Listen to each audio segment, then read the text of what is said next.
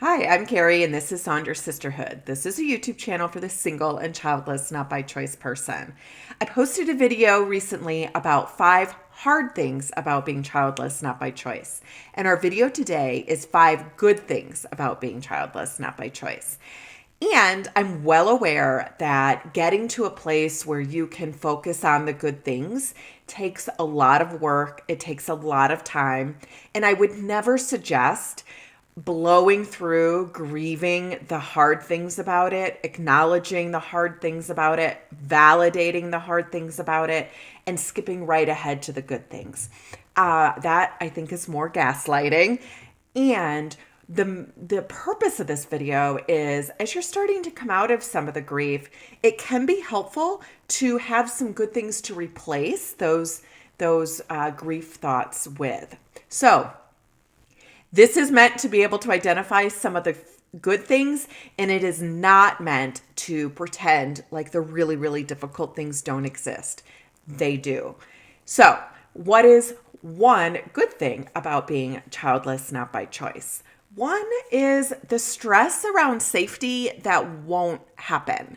I think about whenever there's shootings in the news or difficulty related to like, I really think about this mostly when we talk about like schools. And I think, wow, that would be really difficult to send your kid to school in this type of environment. When they get their driver's license, right? Meeting somebody that you might think is bad news. So I think that would be really, really stressful. And so sometimes I try and focus on, sometimes when I read sort of the way that the world is right now, maybe I'm kind of glad that I don't have to try and explain this to little ears or, start teaching people about how to protect themselves against these really, really difficult things. Again, that's not meant to say it doesn't maybe feel worth it to some people. And, if it's not going to happen, this is something to kind of consider and think about too. I'm not going to have to think about some of these things in the same way. Obviously, I'm a citizen of the world, and so I want good things to happen.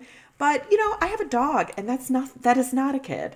But I have a dog, and I worry about my dog. I can't imagine kind of the stress, worry, and anxiety that comes with having to parent somebody in these times. Number 2, you can meet some really great people in this community and develop some really good connections. And there's this space to be flexible around that, being able to have friends that live in different cities or different countries, being able to connect with them virtually, being able to engage and do things with a more flexible time schedule. All of these things can be helpful and can really help develop connection. When you're in the grief, it can be hard to get there, but it's waiting for you. Absolutely, it's waiting for you. Number 3, you can craft a future that you want. And not that you can't craft a future that you want when you're raising children, but there is definitely more flexibility and you can get to some of these things a bit sooner, right? If I want to retire early and that fits with my budget, or if I want to take more spontaneous trips, there's things that you can do sooner that, if I were raising kids, I'd have to consider school schedules and finances would be a little bit different. So again, remember, you can craft the future that you want. Now, there's not always great representation of what that future can look like because a lot of times we see people with kids doing that. And it's another reason to immerse yourself and get involved with the Childless Not by Choice community because there's some people doing some really cool things that you can be a part of too. Number 4, it allows you to take some risks, right?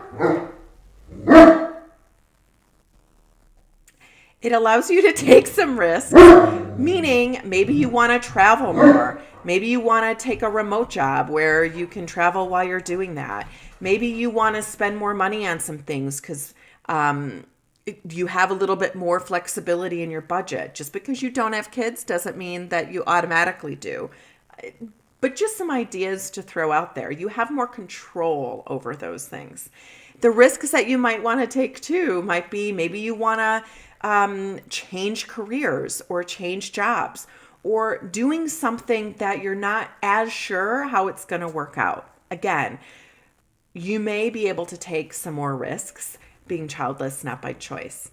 And number 5, you have some time to reflect, relax, and reclaim where you are in life. You know, when you go through something that is so difficult as being childless, not by choice, and it's something that really sort of knocks you back, part of getting back up and standing is kind of, what are my values, right? What are my goals? What do I want my life to look like? Instead of just being on this conveyor belt where you're following kind of what you think it's supposed to be or what you think other people's expectations are.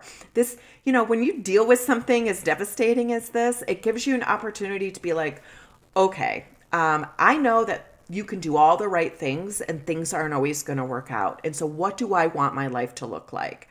If you need some help figuring out how to do this, therapy, coaching, journaling, anything where you kind of think about, this isn't going to happen, so what do I want it to look like? And there's some videos on this channel as well that can sort of give you some prompts or some different mindset reflections on how to think about the future. So, 5 good things about being childless, not by choice. Tell me what I missed in the comments below. And if you're looking for community, remember, you can join Saunders Sisterhood. We're on Instagram at Saunders Sisterhood, our website, saundersisterhood.com, and this YouTube channel. We have lots of different events that are happening across a wide variety of budgets.